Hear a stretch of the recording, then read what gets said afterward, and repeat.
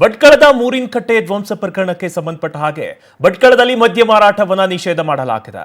ಕಾನೂನು ಸುವ್ಯವಸ್ಥೆ ಕಾಪಾಡುವ ಹಿನ್ನೆಲೆಯಲ್ಲಿ ಮೇ 25ರಿಂದ 27ರವರೆಗೆ ಮದ್ಯ ಮಾರಾಟವನ್ನ ನಿಷೇಧ ಮಾಡಲಾಗಿದೆ. ಭಟ್ಕಳದ ಮೂರಿನಕಟ್ಟೆ ಧ್ವಂಸ ಪ್ರಕರಣ ಏನಿದೆ, ಅದರ ಹಿನ್ನೆಲೆಯಲ್ಲಿ ಇದೀಗ ಭಟ್ಕಳದಲ್ಲಿ ಮದ್ಯ ಮಾರಾಟವನ್ನ ನಿಷೇಧ ಮಾಡಲಾಗಿದೆ. ಕಾನೂನು ಸುವ್ಯವಸ್ಥೆಯನ್ನ ಕಾಪಾಡುವ ಹಿನ್ನೆಲೆಯಲ್ಲಿ ಮೇ 25ರಿಂದ 27ರವರೆಗೆ ಮದ್ಯ ಮಾರಾಟವನ್ನ ನಿಷೇಧ ಮಾಡಲಾಗಿದೆ. ಭಟ್ಕಳ ನಗರ ಹಾಗೂ ಜಾಲಿಪಟ್ಟಣ ವ್ಯಾಪ್ತಿಯಲ್ಲಿ ಮದ್ಯ ನಿಷೇಧ ಮಾಡಲಾಗಿದೆ. ಮದ್ಯ ನಿಷೇಧವನ್ನ ಆದೇಶವನ್ನ ಹೊರಡಿಸಿದ್ದಾರೆ ಜಿಲ್ಲಾಧಿಕಾರಿ.